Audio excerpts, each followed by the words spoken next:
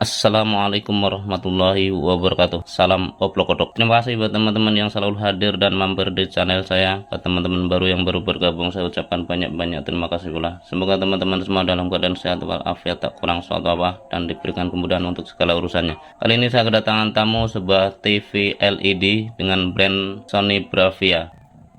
Seperti ini. Untuk TV ini berukuran 40 in teman-teman, lumayan besar. Dan menurut informasi yang saya terima dari pasien saya, bahwasanya untuk TV Sony ini hanya indikator saja yang berkedip-kedip. Untuk lebih detailnya seperti apa, mari kita coba hidupkan untuk TV-nya. Saya colokan, dan bisa teman-teman lihat untuk indikatornya hanya berkedip seperti itu ya teman-teman. Selanjutnya saya coba tekan tombol power di TV-nya.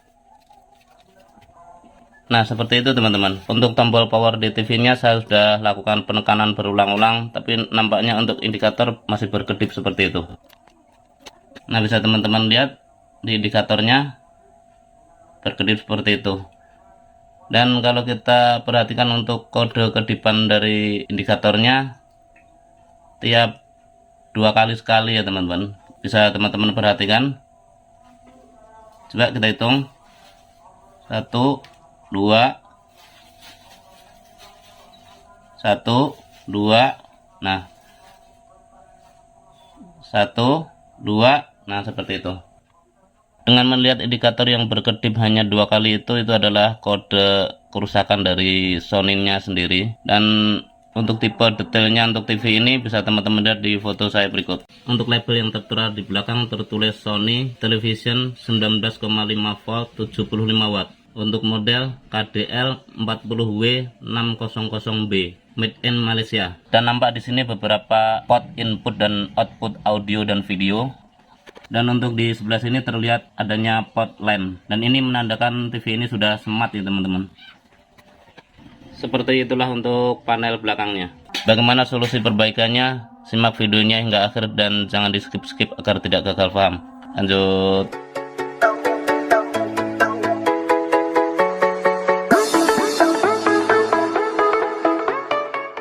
Dan inilah mesin TV Sony Bravia tersebut untuk ukuran 40 in. Setelah saya bongkar untuk cover belakangnya, bisa teman-teman lihat untuk kondisinya ini agak sedikit kotor ya teman-teman. Coba saya dekatkan. Seperti ini teman-teman, terlihat banyak kotoran. Nggak tahu ini apa nih ya, mungkin kayak semen kali ya. Karena memang yang punya TV ini lagi membangun rumah. Terlihat seperti ini. Seperti ini. Mungkin kali ini akan saya lakukan pembersihan terlebih dahulu. Selanjutnya kita pelajari bagian-bagian dari TV Sony ini. Dan untuk kali ini mainboard TV sudah saya bersihkan ya teman-teman. Terlihat sudah lebih baik dari sebelumnya. Seperti ini.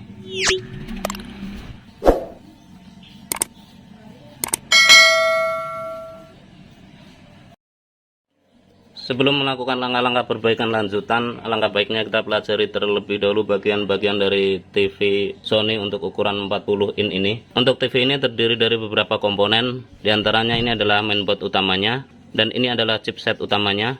Selanjutnya di sini ini adalah blok tunernya. Untuk bagian di bawah ini adalah modul wifi-nya. Dan untuk blok ini adalah blok inverter backlight-nya. Sebelah sisi kiri ini adalah speakernya. Dan untuk sisi sini ini adalah speaker bagian kanan. Dari mainboard ini terlihat adanya suatu flat kabel ini teman-teman, dan ini adalah kabel LVDS yang menghubungkan mainboard utamanya ini ke panel LCD-nya. Dan ini lanjutan dari kabel LVDS tersebut. Selanjutnya di bawah ini terdapat blok memanjang, dan ini adalah modul Ticon yang terhubung ke panel LCD-nya. Untuk tipe ini untuk power supply itu tidak ada di sini ya teman-teman, karena menggunakan sebuah adaptor, dan TV ini ditenagai oleh sebuah adaptor seperti ini. Bisa kita lihat untuk spek adaptornya tertulis Sony. Untuk voltasenya 19,5 volt. Untuk ampernya tertulis 4,35 ampere. Selanjutnya untuk pengecekan pertama, tentunya kita harus melakukan pengecekan untuk adaptornya ini apakah mengeluarkan tegangan sesuai yang tertera di sini 19,5 volt untuk output adaptor ini. Kita lakukan pengecekan terlebih dahulu untuk tegangan outputnya. Sesuai marking yang tertera di bodi adaptornya bahwa untuk output adaptor ini harus 19,5 volt ya teman-teman. Coba kita lakukan pengukuran. Dan untuk groundnya saya tempelkan di sini. Selanjutnya untuk plusnya kita ukur. Dan bisa teman-teman lihat untuk outputnya terukur normal, yaitu 19,48 volt dan itu stabil. Dari hasil pengukuran ini, untuk adaptor saya pastikan tidak ada masalah ya teman-teman. Selanjutnya kita lakukan pengecekan di area mainboardnya. Dengan melihat indikator yang tampil di saat kita menghidupkan TV ini, untuk indikator LED-nya itu berkedip sebanyak 2 kali. Dan menurut pengalaman saya sebelumnya, bahwasanya untuk indikator kedip 2 kali itu adalah adanya suatu tegangan yang abnormal.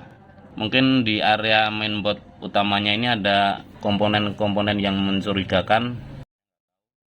Dan untuk kali ini saya akan telusuri lebih detail apakah ada komponen yang sedikit mencurigakan. Dan setelah saya menemukan hasil, saya akan share kembali ke teman-teman. Setelah tadi saya melakukan penelitian secara fisik, saya menemukan ada sebuah komponen yang agak sedikit mencurigakan. Saya nggak tahu itu masalahnya atau bukan, tapi yang jelas secara fisik agak mencurigakan teman-teman. Di sini. Ini di sini ada komponen yang menurut saya agak mencurigakan. Terlihat ada beberapa jalur yang terkupas seperti ini. Dan ini ada juga komponen yang terlihat agak kosong. Ya mungkin akan saya selidiki dulu apakah ada komponen di area sini nih yang terukur short atau seperti apa. Coba kita lakukan pengukuran-pengukuran. Coba saya lakukan pengukuran dengan menggunakan range pengukuran buzzer. Jika terdengar bunyi bip panjang seperti ini, nah ini artinya ada yang short. Dan kita ukur untuk kapasitor-kapasitor di area dekat area yang mencurigakan ini.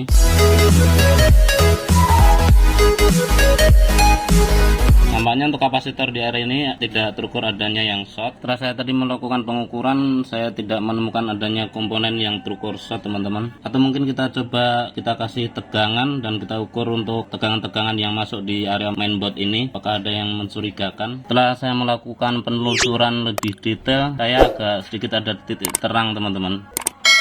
Jadi di area yang mencurigakan ini, kalau melihat skemanya itu di sini tuh tadi terukur tegangan input 19 volt di test point ini nih. Tapi setelah test point ini ada komponen yang nggak tahu kenapa nih kok kayaknya hilang ya. Di sini ada mungkin semacam air atau seperti apa, atau mungkin fuse. Karena di jalur ini di sini ada fuse teman-teman.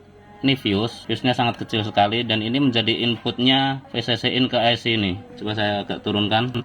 Nah seperti ini. Di test point ini ada tegangan 19 volt. Tapi tegangan tersebut jalurnya terputus dan di sini ada fuse. Secara logika saya sih, karena di sini ada fuse, pastinya ini ada jalur tegangan input ya. Dan fuse ini menghubungkan antara jalur 19 volt ini ke sini, selanjutnya masuk ke kapasitor dan menjadi VCC in IC ini.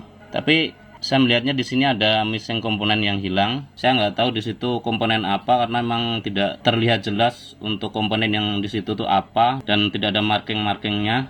Ya mungkin coba saya akan melakukan penjemperan dengan menggunakan air dari jalur ini ke sini. Atau saya akan melakukan pengukuran terlebih dahulu biar teman-teman lihat tegangan yang terukur itu seperti apa. Untuk kali ini adaptor saya sudah colokkan dan kita ukur untuk tegangannya. Untuk di test point ini ada terukur 19 volt. Nah terus untuk di daerah sini ini hadir 19 volt juga. Nah di sini ada 19 volt. Tapi di kapasitor ini setelah melalui fuse, ini ada fuse. Di sini fuse-nya ini nggak ada tegangannya. Begitu juga setelah fuse pun sama, nggak ada tegangannya. Di kapasitornya pun sama, nggak ada tegangan. Tapi di sini ini ada 19 volt teman-teman. Dan mungkin saya akan lakukan penjemperan dengan menggunakan air. Barangkali komponen tersebut itu air. Saya nggak kurang paham juga karena memang di situ nggak tertulis marking yang jelas. Lanjut. Di sini saya menemukan jalur yang terlihat korosi dan saya sudah coba jumper dengan air. Ternyata tidak membuahkan hasil. Dan setelah melakukan penelusuran lanjutan, di sini saya menemukan sebuah IC yang terbakar teman-teman. Di sini.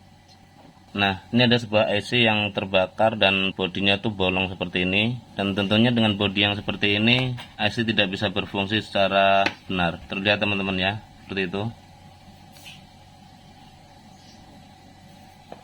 Nih Saya nggak tahu penyebabnya awalnya tuh kenapa. Intinya dengan terbakarnya IC ini tentunya saya harus melakukan pergantian untuk IC ini. Dan setelah saya pertimbangkan, pertama untuk mencari IC ini tuh tentunya agak lumayan susah. Kedua untuk pemasangannya sendiri, ya mungkin untuk pemasangannya sih bisa dengan menggunakan blower. Tapi setelah pergantian IC ini saya juga belum bisa pastikan untuk mainboard ini bisa berfungsi dengan normal. Karena bisa jadi ada komponen-komponen lain yang bermasalah. Bisa jadi untuk driver-drivernya dari IC ini atau IC-IC yang lain yang kecil-kecil. Dan untuk kali ini saya tidak mengambil resiko, hanya satu pilihannya yaitu mengganti mainboard ini. Dan untuk kali ini alhamdulillah saya sudah melakukan pergantian untuk mainboard ini.